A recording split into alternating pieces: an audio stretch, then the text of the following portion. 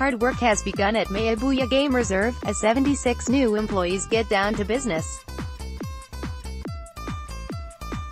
Land reform, whether that's in the form of expropriation without compensation or otherwise, is going to dominate South African political discourse for the immediate and foreseeable future. The government have vowed to do everything by the book, following the rules of the Constitution in the way that benefits the whole country. Many remain spooked by the prospect, fearing that an upheaval in land ownership would result in a dire economic downfall.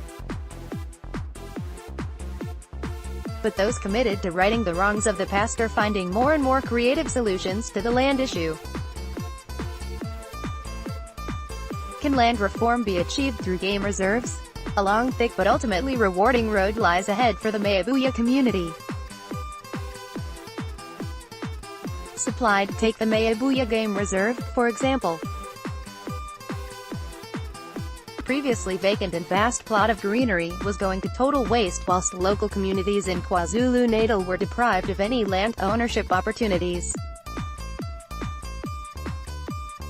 Thanks to the help of the Lawrence Anthony Earth Organization, there was an incredible, and completely innovative, turnaround that brought 76 jobs and 4,800 hectares of land to these claimants in the Umkambathini local municipality of KZN. It wasn't farmland that was handed over to the Kwaksimba residents, though. When they were given their generous plot, they were told they'd be running a game reserve. Yes, an actual game reserve. The 76 full-time employees may have been a little daunted at first, but 15 field rangers are currently delivering on-the-job training to their new recruits. They're also being helped by the R100 million of private funding that's being plowed into Mayibuye, in an attempt to develop an eco-estate. How is Mayibuye Game Reserve funded? 4,400 hectares has been handed over to 454 claimants. Supplied, Eva Taylor is an executive director for the aforementioned Earth Organization. She was part of the team that represented these claimants in their bid to get land. Taylor helped the project receive a $10 million investment grant from Department of Environmental Affairs, too. She believes making land reform sustainable is of paramount importance. Too often, Taylor says, those who are awarded farms never go on to receive adequate training on how to manage the land. It displaces skilled workers in the process, meaning that everyone eventually loses out. With Mayibuye, they've eliminated that problem. A total of 454 claimants settled this claim in 2007. It was restituted, they got the land and it was handed over by the Reform Department.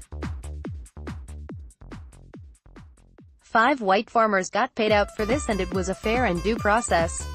One of our goals here is to try and look at land reform to fix the issue.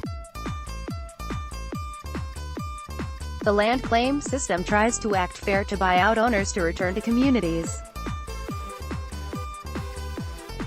But buying out, say, a 50,000-hectare farm means it's set to fail.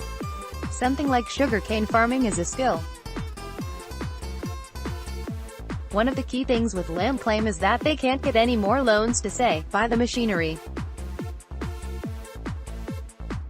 There's no transfer of skills or assistance in management, so the system is flawed. Why Mayibuye is on course for success. A special meeting to give thanks as well as a prize giving with the Mayibuye community. Supplied, Taylor says that game reserve projects are the idea which will repair the flaws of land reform. A quick glance at the facts and figures would say she's right. Barbara Thompson is the Deputy Minister for Environmental Affairs. At a recent gathering in the KZN region, she stated that the current hunting market was worth approximately €7.8 billion, €525 million. Using sustainable and responsible game reserve policy, this is a market that land reform officials are keen to tap into. Perhaps there's a moral dilemma or 2 raised here, but protections would be put in place for certain animals.